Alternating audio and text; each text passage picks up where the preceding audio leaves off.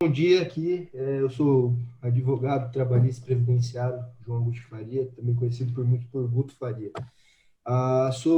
Atualmente eu sou membro do BNI Múltiplo, presidente, integrante da equipe de liderança e também estou na formação do BNI de Caçapava, BNI Simpatia.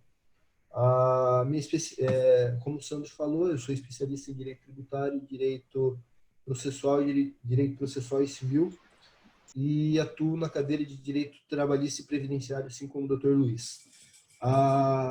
Agora vou passar para você fazer uma breve apresentação sua, doutor. Bom dia, pessoal.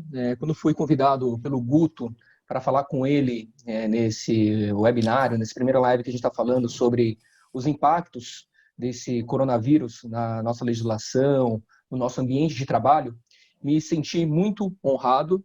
Guto, obrigado pelo convite. Sou membro do BNI já há 4 anos e meio, sou presidente do BNI Infinity e diretor consultor do BNI Smart. Basicamente, o que a gente está passando hoje?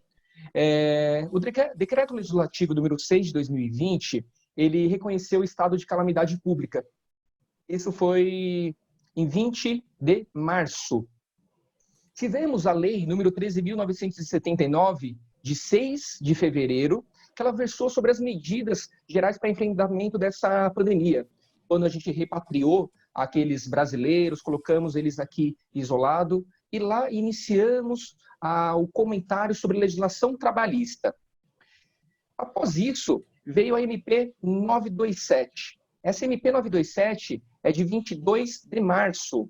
Ela versou sobre as medidas trabalhistas para enfrentamento do estado de calamidade pública.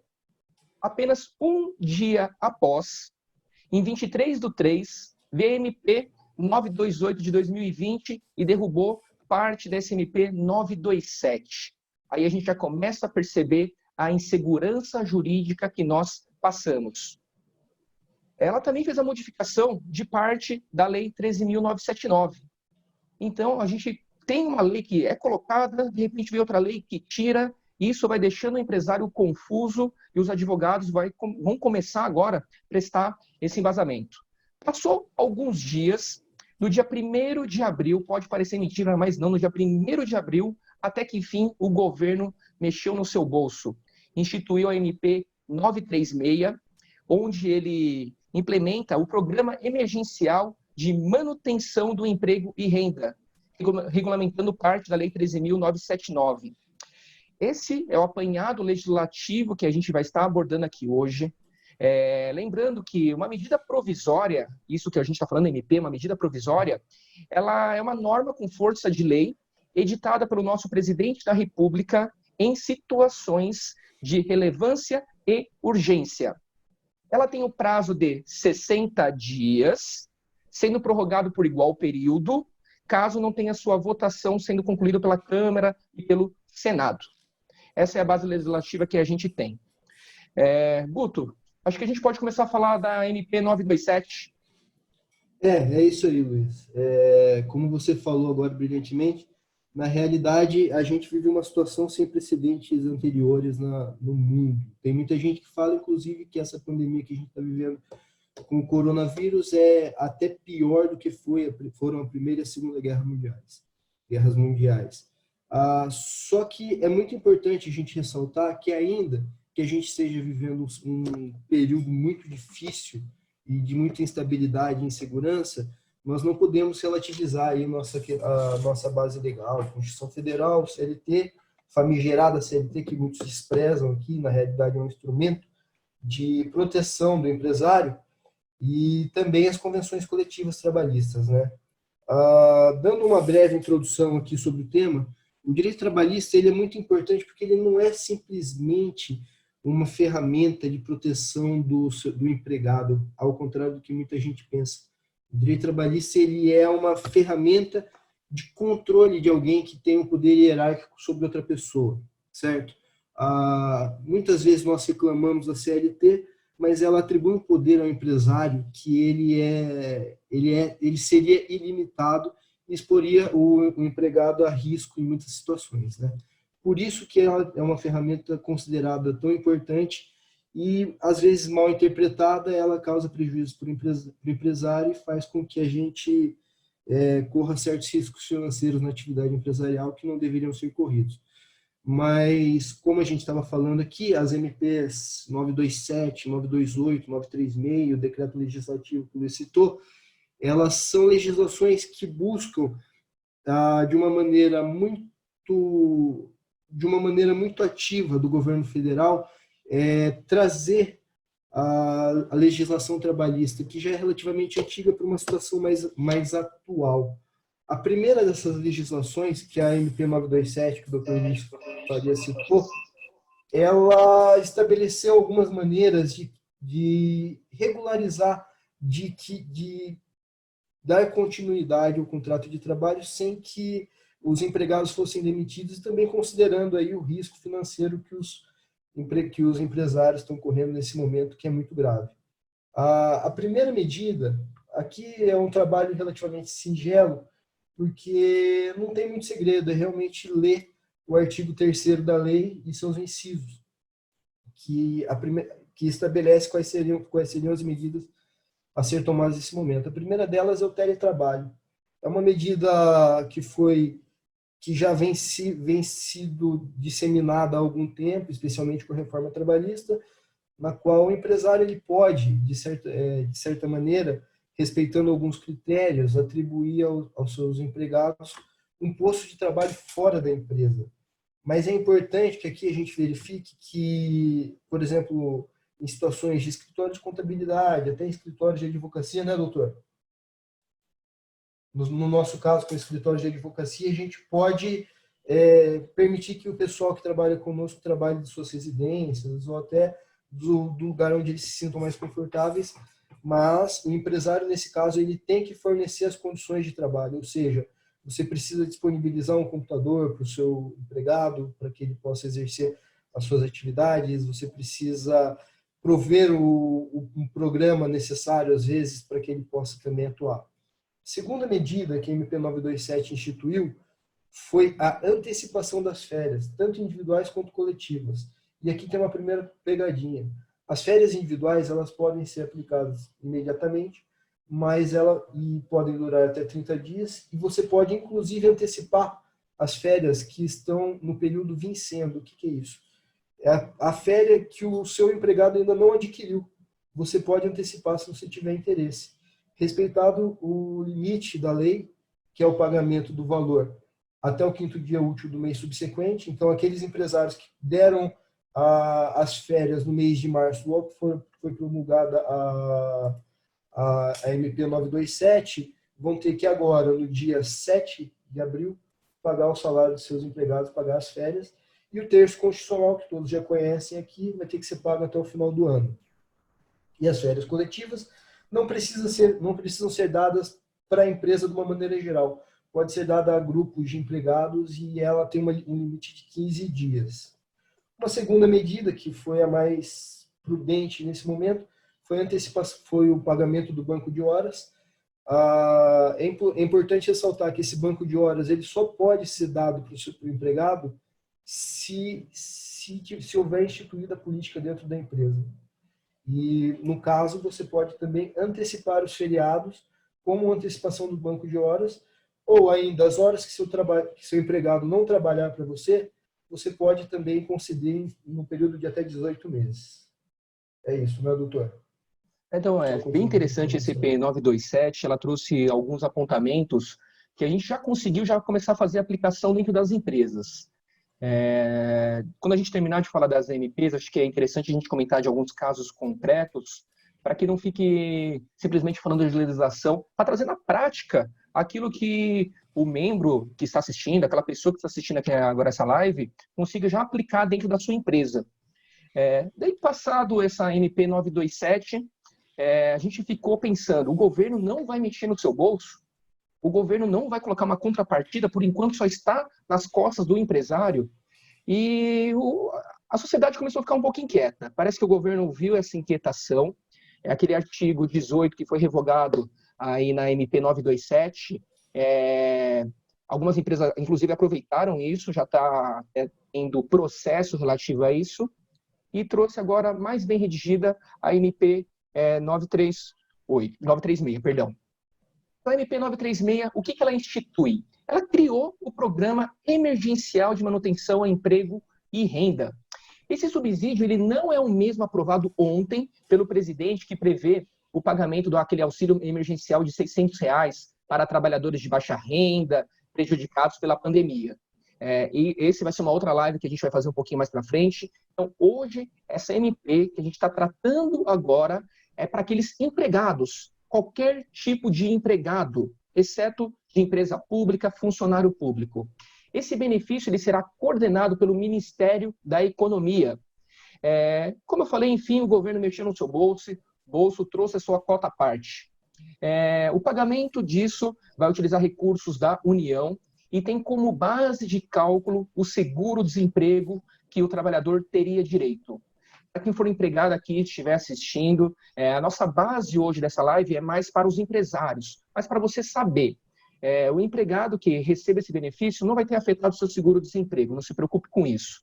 A MP 936, basicamente, ela trouxe duas hipóteses. Quais foram? A redução do trabalho e jornada, e a segunda hipótese, a suspensão do contrato de trabalho. Essa MP, para quem pegar para fazer a leitura, eu aconselho todos os empresários a fazer a leitura, ela é cheia de idas e vindas, tem algumas pegadinhas que tem que tomar cuidado, eu vou alertar vocês. E agora falando um pouquinho sobre a redução do trabalho e jornada. Primeiro Luiz, que a gente... Luiz, por favor, antes de você prosseguir, o Demetrios está com a mão levantada aqui, acho que ele quer fazer uma pergunta de algum assunto que você já falou anteriormente. Vamos lá, Demetrios, pode falar.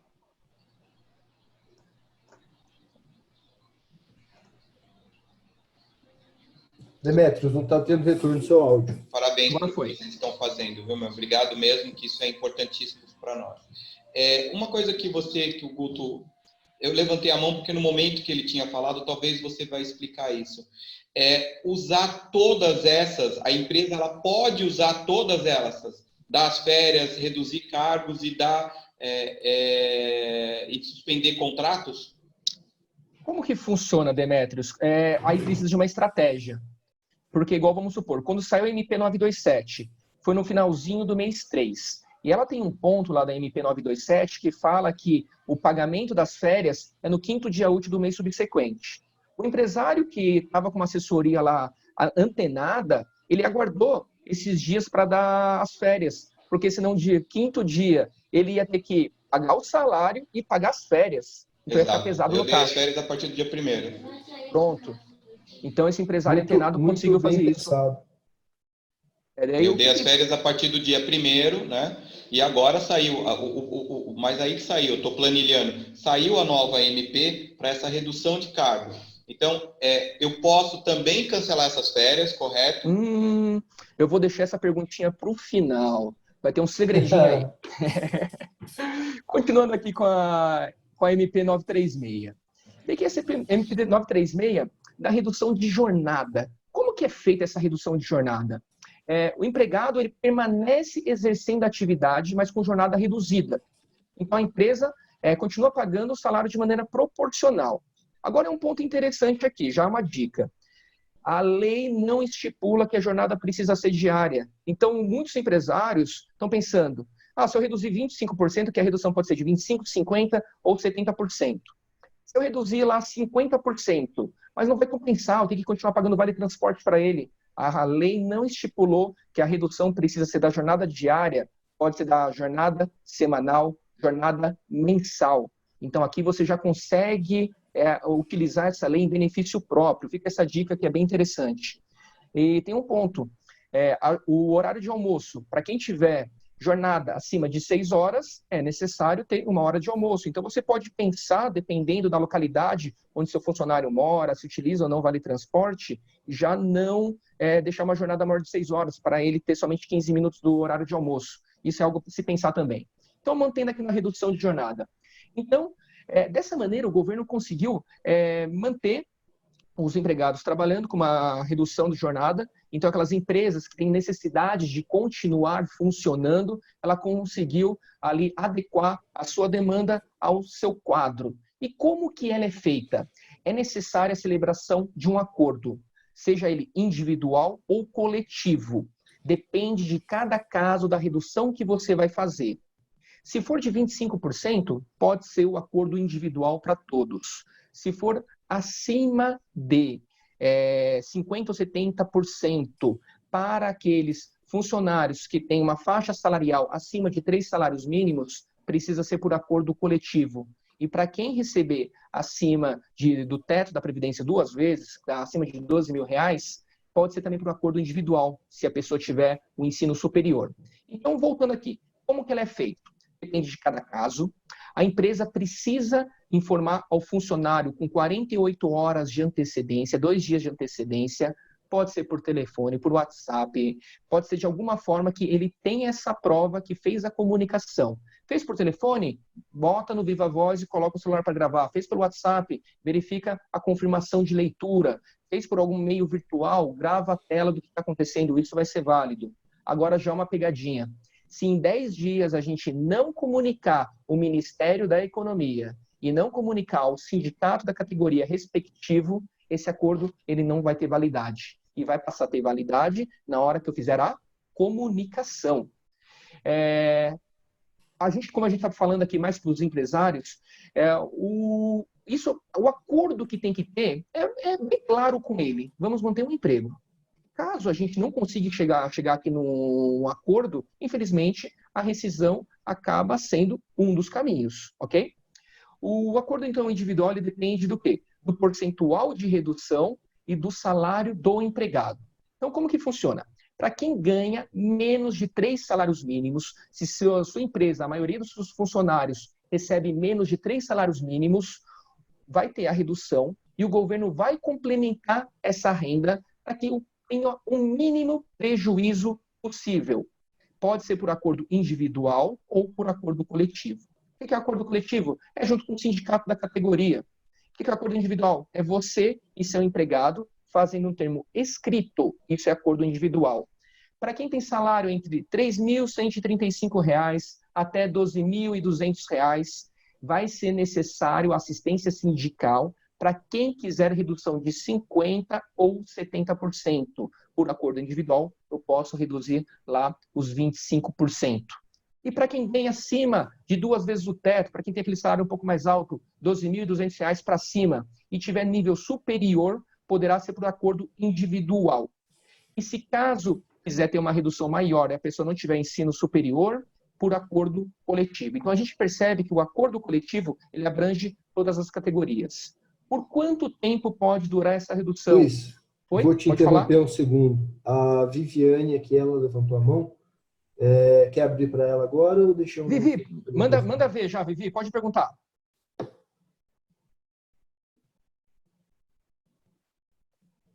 Vivi, seu áudio está bloqueado, só falar. Verifica se você entrou com áudio no seu celular, do lado, ligar dispositivo de áudio. Digita a sua dúvida, Vivi, que a gente vai responder. Agora foi. Não, Viviane, digita a dúvida que a gente não está te ouvindo. Então, Vivi, digitando a sua dúvida, eu já respondo para você. Então, vamos esperar aqui a dúvida dela Vivi digitar.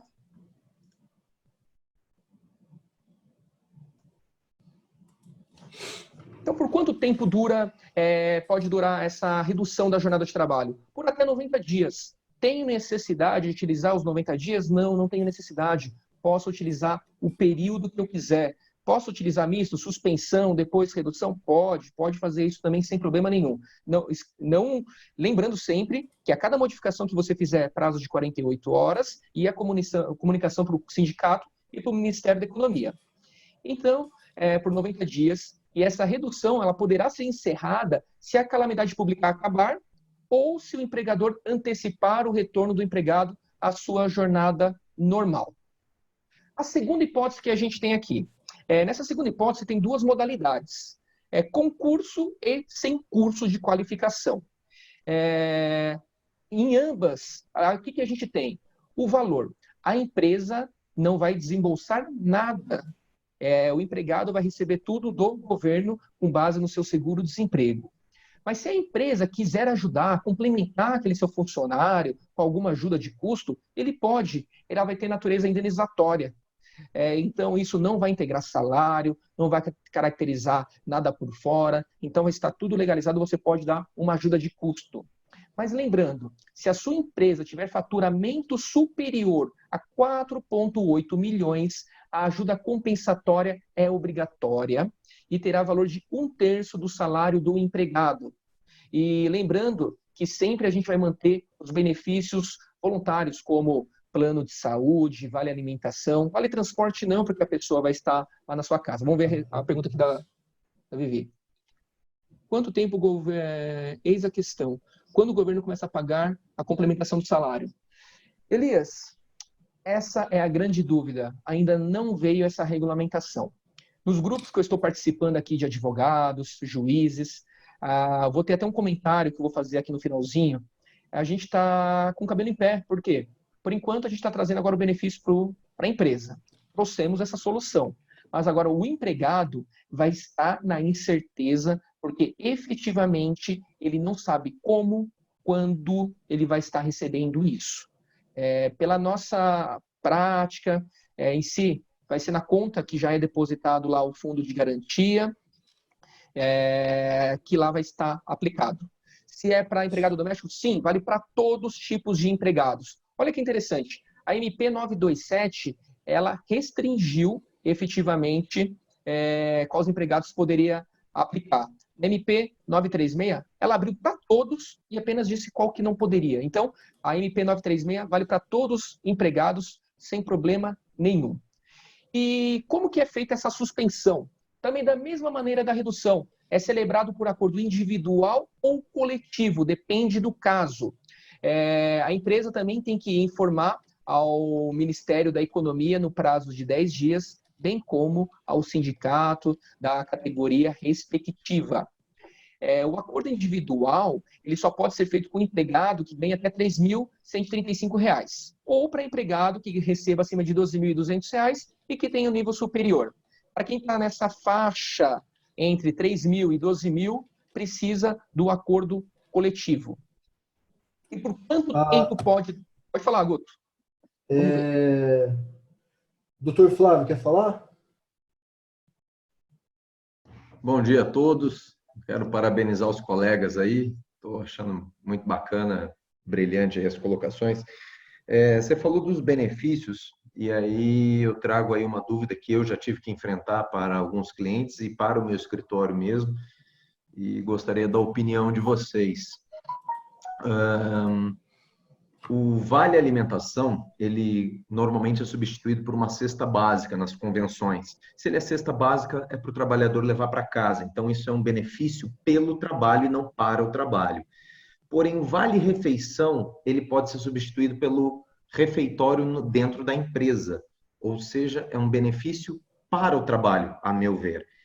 Porém, eu busquei aí na internet, com colegas, os entendimentos estão variando.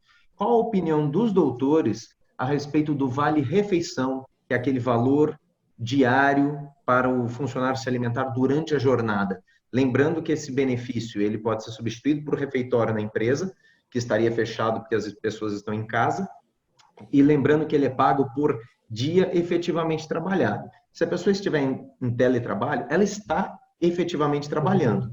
Porém, ela não está na empresa.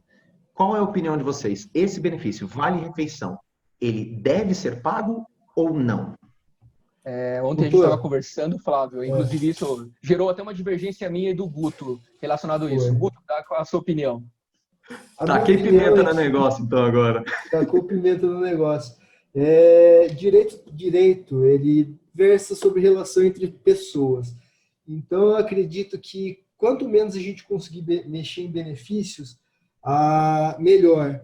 Porém, em certas ocasiões, como é esse caso do Vale-Refeição e do Vale-Alimentação, eu acredito que, em determinados casos, o Vale-Refeição poderia, sim, ser substituído, talvez, por um complemento no Vale-Alimentação, que seria uma indenização pela cesta básica garantida em convenção coletiva, e não é uma verba alimentar, não é uma verba alimentar, mas não é uma verba salarial em si, que inclusive muitas vezes não pode ser tributado, muitas vezes não, inclusive não é tributado e não incide FGTS, né? A minha opinião, que chega nesse ponto, a legislação não trouxe a exclusão disso, a convenção coletiva ele estipula. O que eu trago é tentar, com o artigo 2º da MP 927, dentro da possibilidade de fazer um acordo individual para tentar a exclusão disso, deixando bem claro ao funcionário. Aqui é um pouquinho mais de gestão do que a parte jurídica. Os funcionários têm que estar bem cientes do que está acontecendo na empresa. A transparência agora é o principal ponto, onde qualquer R$100 que seja desse vale vai impactar a empresa, afinal ela não tem entrada. Então, cabe ao empresário ter um entendimento com o seu funcionário para que ele consiga entender que, às vezes, o não pagamento disso, estando nesse acordo individual, vai ser para que seja mantido o emprego. Doutor Flávio, a gente também ficou dividido aqui um pouco. Então, espero ter respondido. Então, vamos lá. Teve uma pergunta aqui do Elias. Se houver demora, pode falar. Se você me permitir. Claro. Eu acho que é realmente nessa linha do esclarecer com o empregado. Eu não tinha pensado na ideia do acordo individual, tá? Realmente não tinha pensado em aplicar, em fazer um acordo individual para que haja ali a concordância expressa do funcionário. É claro que essa coisa do acordo individual gera um problema, porque no momento que você expõe para o empregado, olha, nós temos aqui que fazer um acordo individual, ele pode virar para você e falar, eu não concordo. Perfeito. Eu tive 2 funcionárias que deixaram claro que não concordavam com a suspensão do pagamento do VR. Porém, eu conversando com uma delas, eu falei, sim, veja, eu tenho na empresa hoje 4 funcionários que recebem VR e eu tenho estagiários. Os estagiários não recebem VR.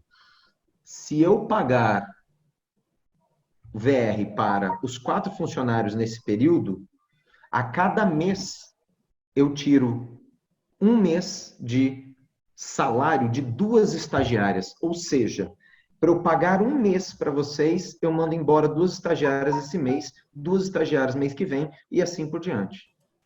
Então, eu falei isso com a funcionária ontem e ela, de certa forma, eu acho que acabou entendendo, se compadecendo das demais.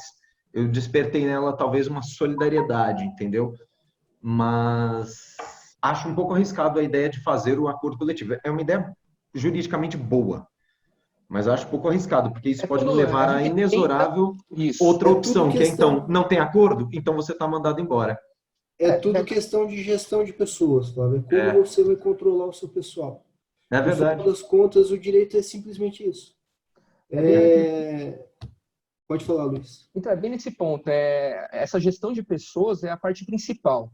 Se o empresário já tem uma boa gestão de pessoas antes dessa pandemia, tudo aqui, fica muito mais fácil para administrar. Se ele não tem, ele vai ter que criar em 10 minutos isso. Sentar com seus funcionários, questão de feedback, questão de realidade do que está acontecendo, para que ele consiga situar. O acordo individual, eu colocaria como argumento, e depois eu faço isso escrito para a gente não ter problema lá na frente. Mas eu só abriria para ele no último momento que eu posso fazer isso. Primeiro eu vou mantendo, não vou pagar, e a gente vai contornando ali. Então, por isso que até é interessante. Claro. Uma colocação, Luiz? Outro ponto também aqui da MP 936, que eu acho que é legal a gente citar, é que ela simplesmente regulamenta uma situação que já era permitida, inclusive, na CLT. Muitos criticam muito a CLT, mas é muito por falta de conhecimento. Existe a previsão na CLT, no artigo 503 aqui, que o empregador ele pode reduzir até 25% do seu salário. Essa MP ela foi além, inclusive, dessa disposição e autorizou até os 75% com o financiamento do governo. Então, foi realmente está sendo uma medida muito positiva e mostra, inclusive, há alguns opositores, outros que falam a favor, mostra também um perfil muito proativo do atual governo federal, né? Continuando aqui, só respondendo a pergunta do Elias. Se houver demora desse pagamento, a empresa pode pagar e descontar posteriormente? Eu entendo que não, Elias. A demora desse pagamento é um ônus do Estado, ok? Se você quiser pagar, a gente tem que verificar a parte de empréstimo, tudo isso entra em outro ponto. Eu não faria isso, porque você pode descapitalizar ali o seu caixa, porque a gente não sabe quanto tempo isso vai demorar, como que vai ficar o retorno, se esse emprego vai se manter ou não. Continuando aqui, se a gente escolher a modalidade curso, a empresa pode colocar o empregado lá na sua casa, suspender o contrato de trabalho, e aqui tem uma modificação. Se não tiver o curso, o prazo máximo é de 60 dias. Se tiver o curso, o prazo mínimo de 30 dias e o prazo máximo de até 3 meses. Então, com isso, a gente consegue criar um tempo maior de suspensão do contrato de trabalho. Lembrando que, em todos os casos, essa redução essa suspensão pode acabar se caso a calamidade pública se encerrar ou se o empregador antecipar o retorno do empregado à sua jornada de trabalho. Lembrando que tem uma estabilidade. O período que tiver suspenso esse contrato vai ter estabilidade por tempo posterior. Isso foi um apanhado que eu tive aqui da MP 936. Agora eu vou passar a minha opinião pessoal a respeito dessa norma. Eu ainda não aplicaria, porque a gente já tem uma DIN 6363 de 2020, que já foi protocolada, discutindo essa redução salarial, porque eles falam que não pode, porque é constitucional. Então, vamos ver como que vai ficar isso antes de aplicar. Soluções para isso, a gente já comenta um pouquinho mais para frente. Minha opinião, não está constitucional, é constitucional, sim, porque está tendo a contrapartida, tem um prejuízo mínimo, mas diante da realidade que a gente tem é algo aceitável, e ela veio para, então, harmonizar e flexibilizar diante do ato específico dessa calamidade. Esse ponto que eu tenho, que tem um ponto, vai manter o benefício do Vale Alimentação, tudo isso. O sindicato que vai estar acompanhando, se ele perceber que tem algo sendo extrapolado, ele vai poder intervir. Então, por isso que eu vejo que a constitucionalidade existe, porque o sindicato ele vai estar participando também dessa relação. Não é simplesmente que a empresa vai colocar, empregado, aceite isso e ponto final. Então, o sindicato vai estar participando e ele vai poder tomar medidas caso ele não queira ratificar essa base aqui do acordo. Ok? Sobre as pegadinhas que eu falei, não precisa ter o recolhimento previdenciário se tiver a suspensão do contrato de trabalho. O recolhimento vai ser de 100% se caso for nulo esse acordo feito. Por que ele poderá ser nulo? Vício de vontade do empregado, se o empregado pensou que se manifestou, mas não se manifestou, o empregador não tiver certeza, ou não fizer comunicação para o sindicato, ou não fizer a comunicação para o Ministério da Economia. Como que vai ser essa comunicação ao Ministério da Economia? Ainda não sabemos. Ainda não sabemos como vai ser, está dependendo de regulamentação. Ok?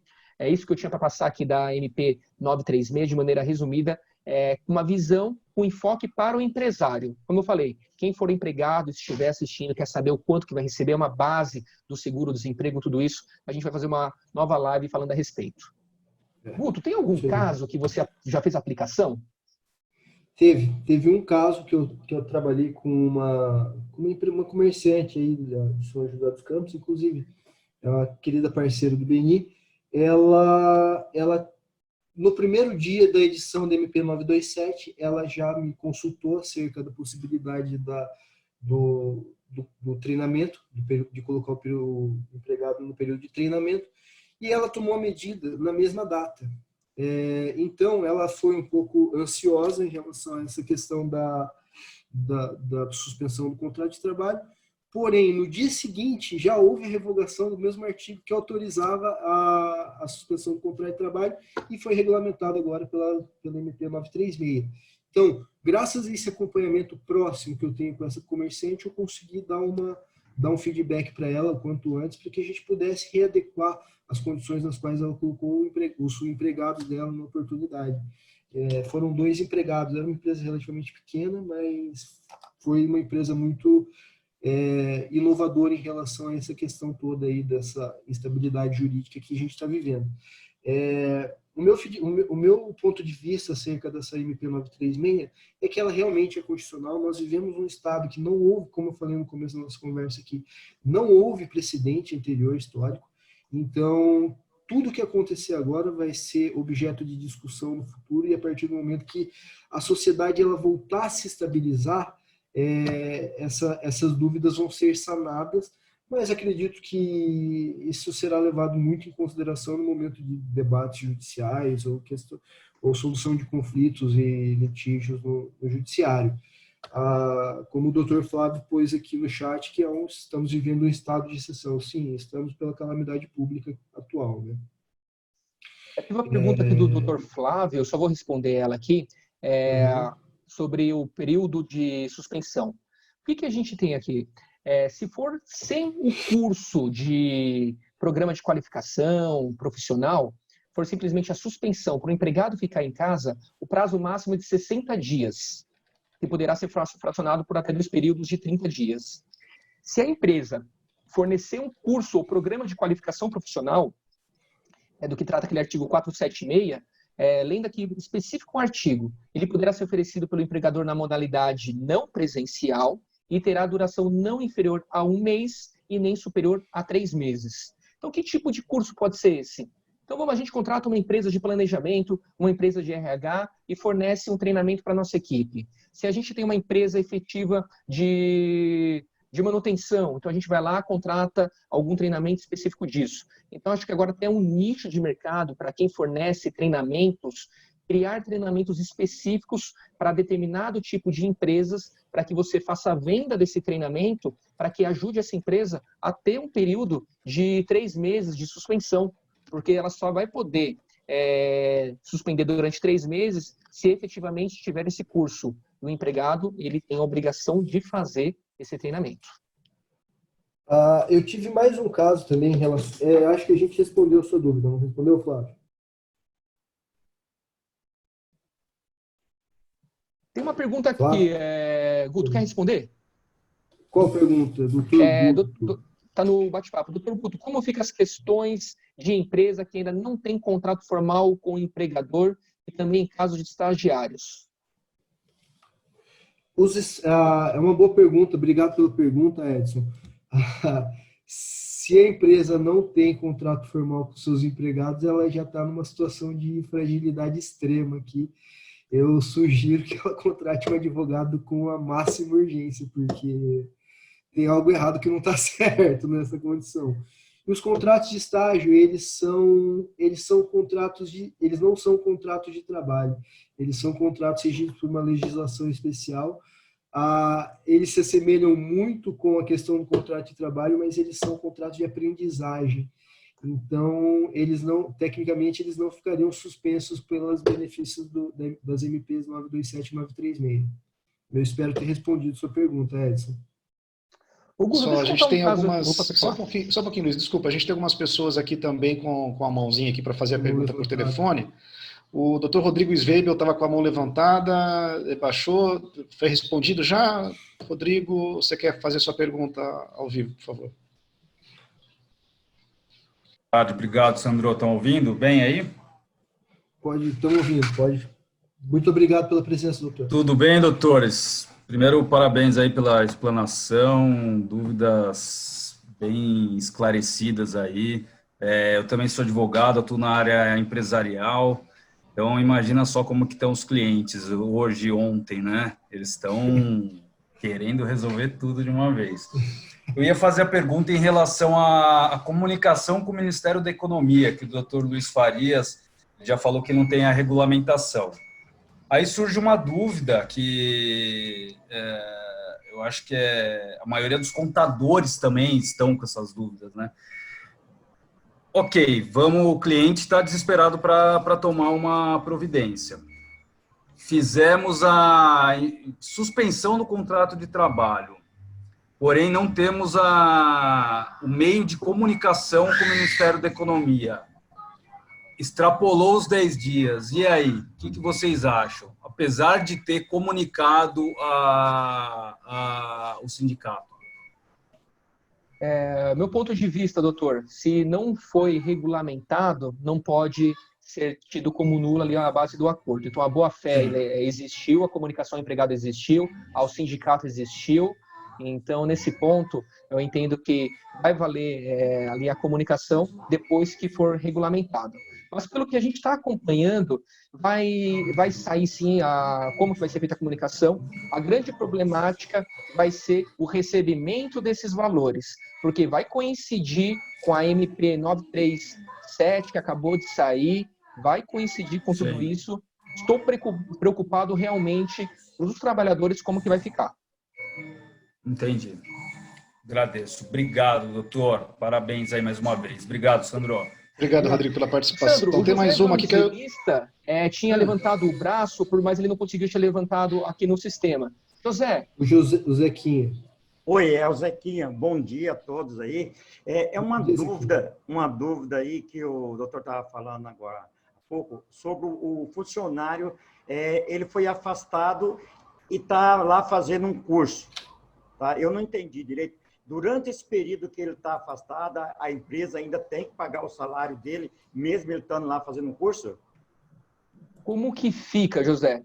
Quem vai pagar o benefício que ele vai estar recebendo vai ser o governo. A empresa, se quiser, poderá ajudar com uma ajuda de custo, que vai ter natureza indenizatória. Então, pode pagar um pouquinho lá para ele, não vai ser salário, mas quem vai pagar vai ser o governo. Mas o salário dele, então, está suspenso. Suspenso. E os encargos? Os encargos? Todos os encargos suspensos, não tem custo nenhum, é suspenso. O que é suspensão do contrato de trabalho? Sem salário e não conta tempo de serviço. Guto, complementa. É importante falar também que essa bolsa, esse auxílio que no caso o empresário vai dar para o seu empregado, por ser de natureza indenizatória, ela também não existe recolhimento de tributos em cima desses valores. Então, a previdência social que você teria que pagar, a questão da FGTS também, que inclusive está diferido, as competências de março, abril e maio, que seriam pagas em abril, maio e junho, foram diferidas. Você pode fazer o pagamento em até 6 meses, sem a incidência de correção monetária, juros e multa. Então, essa bolsa que você ajudaria seus empregados, você não precisa recolher os encargos trabalhistas, tá, Zequinha? Acho que era essa a sua dúvida, né? E a gente tem realmente essa dúvida mesmo. Essa dúvida que eu não entendi direito, se ia ter que recolher, se não ia ter, se estava suspenso, férias, essas coisas, nada engloba nesse meio. Nada engloba. Isso, nada. Muito obrigado. Temos o José Ayrton também para fazer uma pergunta, e depois eu tenho um caso prático sobre as férias também para citar. José, por favor. Olá, tudo bem? Muito bom dia. Agradeço aí de antemão a iniciativa, a Lab Fantástica, o Dr. Luiz, o Guto, o MB, ao BNI, ao Sandro. Muito obrigado, viu? Está sendo muito esclarecedor. A minha dúvida é o seguinte, como todo empreendedor, a gente fica tendo vários insights. Acabei de ter um agora, e eu conheço equipes de treinamento e queria até fazer uma parceria com eles. Vocês têm alguma coisa relacionada, quantidade de horas, quantidade de dias para treinamentos? No meu caso, por exemplo, é uma escola, berçária, educação infantil, bilíngue. Então, eu posso dar os cursos de inglês para os professores, posso trabalhar um pouco da parte de como eles trabalharem com plataforma, com aplicativos, etc. Mas quanto tempo a relação? Digamos que eu faça aí uma redução, sei lá, 20 dias, 30 dias, a proporção, aproximado. A lei não trouxe essa regulamentação. É algo que eu penso. Temos uma faculdade, se a gente entra lá 8 horas da manhã, sai 11 horas. Então, a gente tem lá as suas 3 horas de estudo. Não adianta a gente querer falar que a gente vai dar um curso de qualificação durante as 8 horas de jornada, porque a pessoa não consegue adquirir aquele conteúdo. Então, a lei não trazendo essa regulamentação, a gente fica um pouco nesse vácuo. O que eu teria? Pelo menos uma horinha ali, algo que fosse um curso substancial que a gente tivesse, mas a lei não trouxe essa regulamentação, José. Entendi. Então, estamos de mãos atadas por enquanto. Não posso falar, por exemplo, uma horinha para os meus funcionários por dia? É tudo questão de bom senso e de como você vai gerir sua equipe, José. Direito trabalhista, ele é um direito, é uma vertente do direito público, em certa medida, também com uma parte do direito privado, mas ele é disponível em parte. Então, vai da negociação que você tiver e da relação que você tiver com seus colaboradores. Essa é a principal parte. Sobre a questão que o Dr. Luiz falou, eu concordo com ele, é tudo questão de, literalmente, bom senso, de como você vai lidar com isso. Não adianta você querer, não adianta você não pode ser exigido de prestar um curso de 3 horas, vamos colocar aí, um curso universitário dá 36 horas semanais, né? Eu acho que seria um exagero a gente pensar em algo nesse padrão, entendeu? Flávio Esteves. Muito obrigado. Imagina. Com relação ao curso, eu mandei agora há pouco no chat aqui, mas acho que vocês não viram, a pergunta a respeito da questão da qualificação ser um curso só, durante 30 dias, ou vários pequenos cursos, mais ou menos na linha do que o Ailton falou. Porque, por exemplo, eu posso querer dar um treinamento para os meus funcionários de inglês e também um treinamento sobre, sei lá, enfim, qualidade na produção, vários cursos que, na verdade, vão ser de poucas horas e que não tomariam não ocupariam um mês inteiro de qualificação. Vocês acham que é possível fazer esse mosaico? O que eu vejo, é possível sim um mosaico, mas a gente não pode não ter um dia sem curso. Então, eu prefiro o fracionamento, porque lá está falando que é necessário ter a aplicação do curso. Então, a gente pega um curso de inglês, que daí é algo que leva mais tempo. Aí, tranquilo, a gente pelo menos está dando algum curso de qualificação para ele efetiva. Porque o que diz aqui?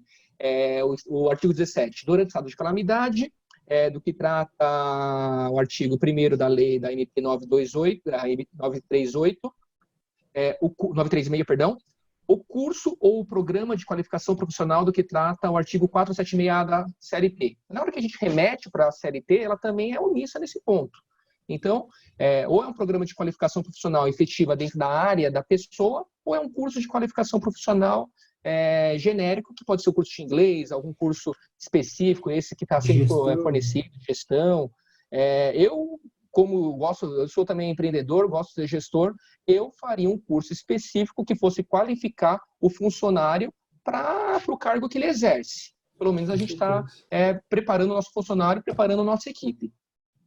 Com certeza. Eu entendo que a qualificação tem que ser específica para o trabalho.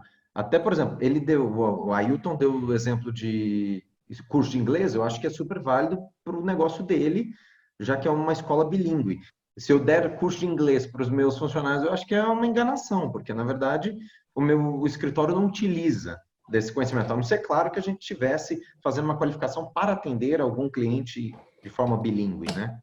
A gente nunca sabe as necessidades da empresa. Eu acho que qualquer curso seria viável, mas com certeza, assim, vou dar um exemplo meio extremo, a gente para que nós precisaríamos, por exemplo, de uma advogada no escritório de advocacia que também fizesse as unhas, entendeu? É questão realmente de adequar, eu acredito, mas é sempre a questão de gerenciar a sua equipe com bom senso, Flávio. Eu acho que esse é o principal ponto do direito trabalhista. Acho que um ponto que a gente também tem aqui, Guto, é a parte jurídica da empresa, ela tem que estar andando lado a lado com o empresário um período maior de tempo. Eu tenho um cliente que está aqui na sala, ele é gestor de uma empresa, e é algo que, quando começou isso daqui, a gente já se ligou quase no mesmo minuto. E a gente já sabia a realidade, eu já sabia como ele gostava de tratar os funcionários, eu já conhecia a equipe, eu já conhecia qual que era a cultura da empresa, eu já sabia das dificuldades que ele tinha no colégio dele. Então, hoje, fica mais fácil para que eu consiga assessorá-lo diante da SMP que saiu. Vamos supor, esse colégio que eu faço o jurídico, o que nós fizemos lá? Primeiro, a gente colocou todo mundo para home office, e tem agora a questão dos professores, que o sindicato não favoreceu a gente nas negociações para os funcionários, somente para os professores. Para os professores eu não tenho a preocupação, porque efetivamente vai ter depois o cumprimento das horas de período de férias, que vai ter que ter o cumprimento do calendário escolar. E para os outros funcionários, o que eu faço? Então, a gente criou primeiro uma estratégia, às vezes já colocar para o home office, porque a escola precisava continuar funcionando, no envio de matérias, cobrança de boletos, a gestão ali de pessoas. Funcionários que efetivamente trabalhavam lá na limpeza, já demos período de férias. Daí agora, a pergunta que foi feita pelo Demétrio, se não me engano. O período de férias pode ser suspendido diante disso? A resposta que eu tenho é não. Porém, um acordo individual, com uma certa pressão, às vezes, do empresário, você vai conseguir isso.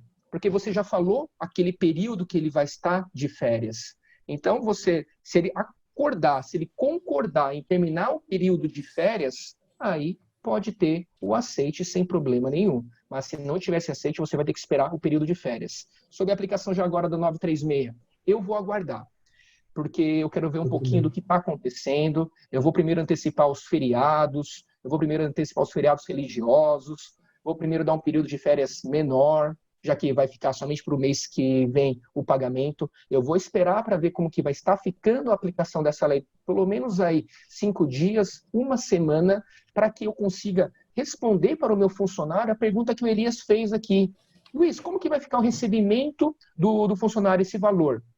O funcionário vai ter dúvida. E se eu já implementar isso aqui agora, o RH da empresa vai ficar louco atendendo ligação de funcionário sem saber responder e vai gerar uma insatisfação muito grande. Então, eu vou esperar ainda esses dias para tomar a medida da aplicação da 936 para os meus funcionários, mesmo na redução, mesmo na suspensão, porque eu quero já dar uma resposta para o meu funcionário. Quando eu tiver a resposta para o meu funcionário, eu vou fazer a aplicação da 936. Caso o governo demore muito, aí no segundo momento eu vejo o que eu faço. Algo está muito vivo hoje, né, Guto? A MP 927 foi de domingo para segunda. Era 00:30, de repente meu celular começou a apitar aqui, então eu fui ver os grupos, o que estava acontecendo, acabou de ser editada a lei. No dia seguinte, eu fui já dar uma entrevista na TV Diário, falando um pouco sobre ela, depois já caiu a 928. Tá, as incertezas são grandes. Engraçado nesse ponto que você citou aí, da questão da MP 927 ser de domingo para segunda-feira, a instabilidade e a agilidade com que as coisas estão acontecendo nesse momento é tão grande, são tão grandes, mas tão grandes, que a MP 927, que foi uma lei publicada há coisa de 10 dias hoje, já está se tornando uma lei antiga. É uma coisa realmente muito nova. E eu queria pedir licença, eu concordo plenamente com o Dr. Luiz, eu acho que a aplicação da MP 936 a gente tem que esperar pelo menos alguns dias, uma semana, para ver como que ela vai se estabilizar, para ver como ela vai se sedimentar, e então começar a aplicar os benefícios em favor do empregador e do empregado também. Uma questão que eu tive aqui no particular, eu queria agradecer inclusive ao Adriano, ele fez logo no começo do webinário, é em relação às férias, que as férias elas têm que ser noticiadas ao empregador com a antecedência mínima de 30 dias. Adriano, como a gente vive um estado de calamidade, né, já reconhecido pelo governo federal, essa disposição legal ela foi relativizada. E como o Dr. Luiz falou, ela pode ser dada no prazo de 48 horas, essa notícia pode ser dada no prazo de 48 horas para que o empregado possa então gozar de suas férias, né? Vamos responder as perguntas. A Joelma perguntou aqui no chat, daqui a pouco eu vou para do vídeo. Qual a orientação para solicitar o subsídio do governo no caso de redução de salário? Ainda não temos a regulamentação. O Ministério da Economia vai fazer essa publicação dessa normativa, Joelma. Ainda a gente não tem a regulamentação. Teve o Fábio Fernandes, nosso contador da MPCom, aqui de Poá, Grupo Infinity. Acabei de falar com um cliente para não se comprometer, dizendo valores em caso de suspensão e prazos de pagamento para não ser cobrado depois. Verdade isso, Fábio. Para nós que fazemos gestões de empresas, isso é importante porque o empregado está fazendo o acordo pensando naquela data que o patrão falou que vai ser pago o benefício. Se não for cumprido, quem é a porta que o empregado vai bater não vai ser do governo, não. Vai ser lá da porta da empresa, vai ser lá da residência lá do empregador. Então, bem falado isso. A Viviane, Luiz, estamos sobre a intervenção do sindicato acima de 3 salários, mas nós que somos na prática do RH sabemos que nem sempre conseguimos tão fácil o contato. Caso não consiga esse contato e haja demora no retorno do sindicato, como proceder? Faz a comunicação para o sindicato, tem um prazo de 8 dias, se caso ele não responder, a gente tem um prazo de 8 dias para a federação, depois um prazo de mais de 8 dias para a confederação. Após Vivi, a gente pode reunir um grupo empresarial e vai ser como fosse o sindicato. Retomando, sindicato não está respondendo. Faça a comunicação para ele, 8 dias ele não respondeu. Depois eu faço a comunicação para a federação do sindicato, depois para a confederação do sindicato, 8, 16, 24 dias. No 25º dia, aí sim eu posso reunir um grupo de empregados, seja online, a maneira que for. Esse grupo de empregados vai ser o representativo e vai ser como se fosse coletivo. A gente conseguiu demonstrar efetivamente que a gente tentou negociar com o sindicato. A gente sabe que tem alguns sindicatos que estão fazendo jogo duro, eles não estão percebendo a realidade que a gente está enfrentando. Demetrios?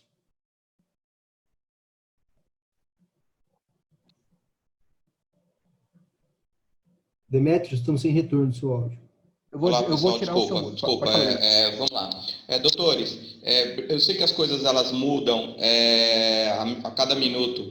Essa sua pergunta, doutor Luiz, que eu perguntei sobre cancelar as férias, me permite se eu coloque aqui no chat um link direto aqui para o site da Globo News, onde ele faz essas várias perguntas e respostas, né? Me permite? Posso colocar? Pode colocar, mas acho que não dá para a gente clicar no link. Ok, não, é só para todos também, que tem várias respostas dessas suas perguntas. Mas uma, ela está dizendo assim, quem já demitiu ou deu férias, pode reverter? Então, o meu caso foi aqui, eu dei férias para 30 funcionários, não demiti ninguém, graças a Deus. Não há possibilidade de reverter as demissões para se enquadrar nas novas regras. Já no caso de férias, teletrabalho, aviso prévio, pode ser contemplado as medidas do governo agora. Então, está indo contra o que você disse que não pode cancelar as férias. O que está assim, pode ir de encontro à aplicação, porém as férias foram concedidas. As férias sendo concedidas, o meu entendimento que eu tenho você não tem como suspender ali as férias, porque elas já foram concedidas para aquele período. Vamos lá. Recebi uma mensagem aqui no particular, infelizmente o nosso webinário está chegando ao final. Isso aqui tem que continuar, né? Sei que as perguntas aqui são inúmeras, mas eu acho que é a hora da gente fazer o nosso encerramento. Eu queria...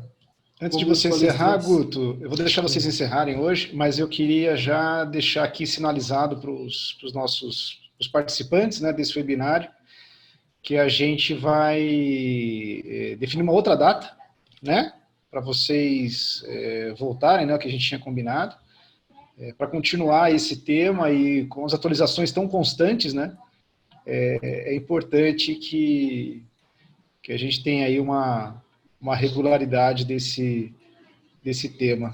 Tá? Eu queria agradecer a vocês dois pela disponibilidade, pela parceria, agradecer também a todos os participantes, e eu vou deixar então a última palavra para vocês, aí o último recado. Abraço a todos, muito obrigado.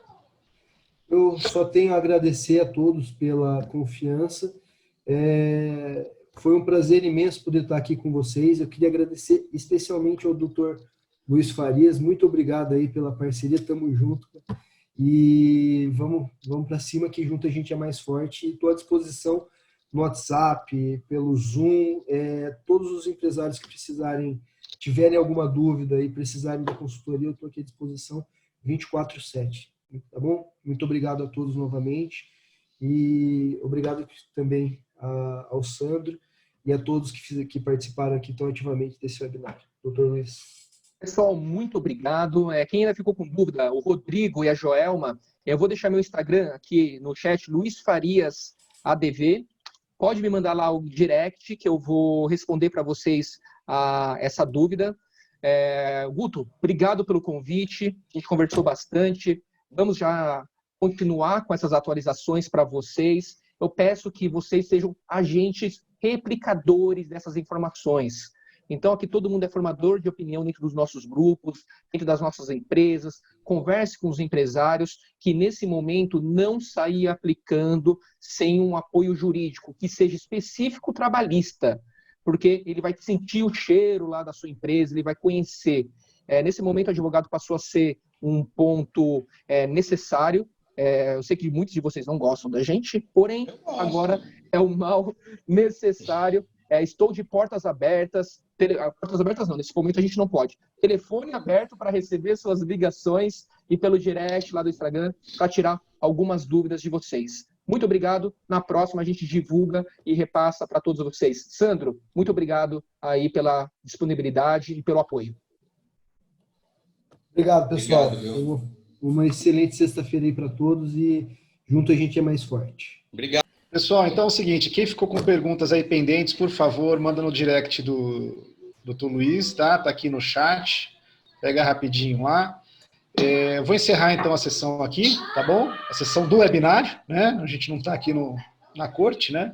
Obrigado. Mas obrigado a todos pela participação, um bom dia. E lembrando que hoje às 18h30 a gente tem o Gustavo Issal, que é agente de investimento da XP, tá? Às 18h30, passando orientações para nós de como que a gente tem que agir com relação aos nossos investimentos nesse momento que a gente está passando. Então, um tema bastante relevante, né? Como é que a gente vai encarar aí os nossos investimentos em face à situação que a gente está passando, tá bom? Então, hoje, 18h30, quem não fez inscrição ainda, vai lá na nossa página no Facebook, tá? BNI Regional Leste Paulista, faz sua inscrição, evento gratuito, encontro vocês 18h30 de novo aqui. Um abraço a todos, tenham um bom dia.